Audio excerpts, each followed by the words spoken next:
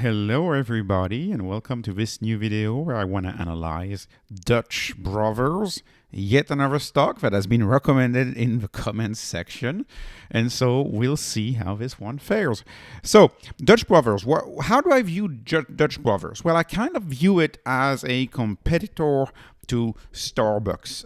It's a competitor to Starbucks. Why? Because if you go to Starbucks, you may see a lot of drinks like this, and of course, it's called coffee, but it's more of a proverbial name that people use for coffee out here in the United States. It's not how I view coffee personally, because for me, coffee is like espresso or drip coffee, like you get at the gas station. That's coffee for me.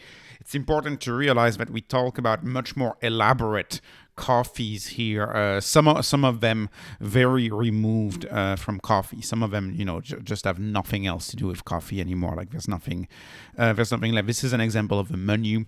So they have these kind of cooler type beverages. They seem to have a great focus on cool drinks, cold drinks, and they also have their classics. And if you look at their classics, it's actually very interesting. Much of the classics, sometimes you're a little far away from coffee, right? Irish Cream Breathe, I don't know what that is. Annihilator, I don't know what that is. Macadamia Nut, well, that seems good. Anyways, it's all. What I want to say is that it's profitable type of coffee. It's not like a $2 espresso or a $1.35 coffee at the gas station. They are focusing on more elaborate, more expensive, higher margin type of coffees, and more than coffees. They actually have an energy type drink that they call Rebel, and that is exclusive to them, and kind of looks like this Starbucks coolers, if that makes some sense. So elaborate beverages, expensive type of beverages, I would argue, for coffee between $5 and $8, much more profitable than, say, espresso or drip coffee, which is good for an investment, because I would not want to invest in drip coffee, right? That doesn't make enough money. So it's good for an investment. You can clearly see the nice margin you can make on these products. And to me, clearly, they're positioning themselves as kind of a fresher, younger, newer Starbucks is the way that I look at it. Now, a few details about them. The bulk of their store are still drive-through stores, which is interesting because that's the way Starbucks is headed in the US. I mean, there's so many Starbucks drive-through now. Although some of their stores have seating, and they actually started introducing stores with seating within the past 5 years. So it's very recent. I like drive-through because it's more profitable. Like as a customer, I prefer to sit in, but as a company investor, I would much prefer drive-through. Drive-through are more profitable. You're in and out, right? You come, you give your money, you get your drink, they make their margins, and then you're out, right? But that's not their only distinction. So drive-through is a major distinction, but that's not the only one. The other one is they have long hours. Many of them are 24-hour spots, and that's why they have this whole, well, it doesn't show it here, but they have this whole Bros at Night campaign where they try to get people to go to the Dutch Brothers at night, for example, is a campaign that they have. Most Dutch Brothers, from what I've seen, they close at 11 p.m., which is better than a Starbucks, because a Starbucks closes at 7 or 8 p.m. And so you understand how far away we're moving from coffee when people want to have drinks at 10 p.m. That looks a few degrees removed from coffee, in my view. What I like is that they've actually given us some sort of a long-term, I'm not going to call it a guidance, some sort of a long-term ambition that they've given us, where they hope to have 4,000 shops within 10 to 15 years. So that would mean 4,000 shops between 2033 and 2037. And right now they have a little shy of 800 shops right now. So would that mean roughly a 5x in 10 years? Yes, I would argue it's about that. And a 5x in 10 years, that means you would have a 21% long-term growth rate in the number of restaurants alone. And if they just, increase their sales, their same-store sales by restaurants, if they just increase traffic a little bit, then you're setting up in a stock which, in my view, could do 30% revenue growth a year for the next decade, which I find compelling. Then if you reach that, I find that very compelling. There's other things that I like about this stock.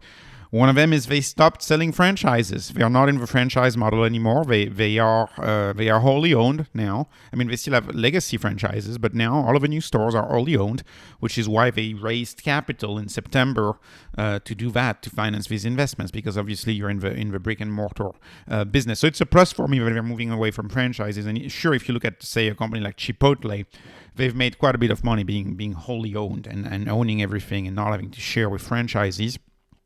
And of course, what I like about Dutch Brothers is that they sell caffeine. Caffeine is the main ingredient that keeps folks coming back, right? That's the reason why you come back. The caffeine, in the beverage space, there's two main beverages that you sell. It's either caffeine based or alcohol based, and there's a reason for that, which is people come back for caffeine. Now, of course, contrary to alcohol, the big advantage of caffeine is that it doesn't impair you like alcohol does, and so you can have drive-through and you can sell in drive-through, and it's kind of a quote unquote the good drug. Caffeine is kind of the good drug, or it's a good drug. So because of that, whether you talk about, say, Dutch Brothers, or whether you talk about a Coca-Cola or a Starbucks or the Celsius or coffee itself, that's always the same story. The same story is that if you're on caffeine, if you like caffeine, you gotta have caffeine every day. So it builds that built-in demand for the product. There is built-in demand for the product. People who drink coffee need coffee every day. And that's what I like. It's a built-in recurring business. Let me move on to valuation, which is kind of the way I assess a stock. And before I do, I just want to say one thing. In the way I value stocks, and I use this metric, right? Enterprise value over gross profit or over revenue growth.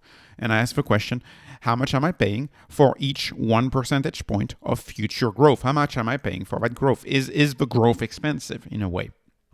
And I know this is a video about Dutch Brothers, but I just want to say I put Starbucks as a comparison to Dutch Brothers, and I put Tesla in there because Tesla is my number one position, and it's the most discussed stock on the internet, so I think it makes sense to kind of put Tesla.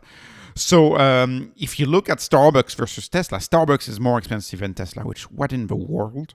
Like, I cannot understand this. How could Starbucks be more expensive than Tesla in my spreadsheet? Literally, what in the world? Like, Starbucks is everywhere. They're the leader. They're the champion, right? They're not going to double. Starbucks is not going to double from here. Tesla's just getting started. Dutch Brothers just getting started. Starbucks is the absolute leader. There's cities you can't go through a corner street without having 5 Starbucks. Anyways, one in each corner. So I don't understand why Starbucks is so expensive. Dutch Brothers is almost 4x cheaper than Starbucks, and and Starbucks is actually more expensive than Tesla, like I said. So if I had to invest in the coffee space, I would go with Dutch. I would go with Dutch Brothers if I had to invest in the coffee space by a long shot. The younger, fresher company that's targeted at the Gen Z, that's targeted at younger people. I also note that Dutch Brothers actually has a kids offering, which I find very interesting. Caffeine free, of course, but they have a kids offering, which I find interesting. Because that's a way for them to get customers young, and the marketing is young. If you look at Dutch Brothers marketing, you can see that it's a young marketing. It's not like Starbucks. It's a younger type of marketing. So, how cheap is Dutch Brothers? Well, Dutch Brothers is pretty cheap. The company actually just became GAAP profitable last quarter, but Mr. Market doesn't care, which is my main crusade against companies getting GAAP profitable too early. I would much rather see them invest in their growth instead of becoming GAAP profitable too early. Although I don't have too much criticism for Dutch Brothers, because they're predicted to grow at 35%, and they grew at 30% last year. So I'm happy about that. Enterprise value over sales is cheap at a 3.2. Forward growth is predicted to be 35%. Enterprise value over forward EBITDA is also cheap at a 18. And as you know, I use EBITDA as a proxy for cash flow, typically in the way I analyze stocks. Also, if you don't like to overpay for stocks, this may be a good time to buy Dutch Brothers, because $27, it's been down ever since it went public. So the market is really discounting that stock. They also have a fairly high number of shorts on the company, which may explain why this company is trading so cheap. And the growth, let's just spend a second looking at the growth. So you can see they guided 21% growth over the 10 years as far as stores go, the number of new stores go. They guided that 21%. You can see they are at 24%. So plus 24% is what they're at right now in the number of stores. So that's very good. And then the revenue growth is growing faster than that, at between 33 and 36%, depending on their company operated versus franchise store. Now, I don't know. I think the franchisees are still allowed to open a few stores, but I know they're not taking in new franchisees. So that may explain why you see just a tad bit of growth in the franchisees year over year. The franchisees may be allowed to open a few more stores, but not that many. Much of the growth is going to come from their company-operated stores. And the company-operated stores, the contribution margin is going up. And of course, they've just achieved profitability. I wonder why. Business in a hurry to pay taxes. That's what it is. And so in conclusion, it's a pretty cheap company. It's the second quartile cheapest company in my universe. So I like it for that. It's a pretty cheap company. I think the better question is yet again going to be a qualitative question for these type of businesses, which is, do you want to be invested in the physical world, right? Or do you want to, invest in AI and invest in the world of ones and zeros? The world of ones and zeros tends to have often higher valuations, but it grows much faster. This is the physical world. So it's going to have limits to growth, which is the fact that you're limited by permitting and actually building the store. And it takes a while, you can't grow as exponential in the physical world. But as far as the physical world goes, this is as good as it gets, right? This is very good at more than 30%. I will say that if I were to invest in the physical retail world of food and beverages, I would prefer beverages any day over food, because I would argue that the beverage space, whether it's caffeine or any type of drink based, you may know that I like Celsius. I've talked about Celsius many times on the channel. I would argue these businesses tend to be more profitable and easier to operate than, say, a food-based business like a Cava or a Chipotle. And if you follow Chipotle, you know the number of scares that they've had with E. coli and all that sort of stuff. So I would argue they're easier businesses to run, and unlike, and food has some addictiveness component to it, but it's not as strong as caffeine. Like caffeine it's tough to find a substitute for caffeine. If you like caffeine, you got to have your caffeine. And I like that business better than, say, trying to sell different types of food that can be substituted, right? And you could imagine like a Chipotle being substituted for a Cava, being substituted for pizza or for cooking at home. It's harder to see that with coffee. If you like your coffee, you're gonna need your coffee every day, which is why I think this business is in a sweet spot. And I'll finish with this, I love the long-term guidance. Thank you, Dutch Brothers, to give us a long-term guidance. If you were interested in this stock, I would recommend going and trying it out. And they are in more and more locations in the US. I have one actually 10 minutes up the street from me, so maybe I should go and try it out and see what I think. And it's also a question, like, when you try it out, because I see pictures online, they seem to be having drive-through issues a little bit like Chick-fil-A does have drive-through issues. So when you try it out, you may notice the trend in person, right? And you may actually see, okay, well, clearly they have a lot of customers. Clearly they're doing well. Clearly people love the products. I would definitely want to try it out before I buy. So right now, I'm not doing anything on the stock, but it was a fun stock to analyze. So thank you for recommending it. Not investment advice.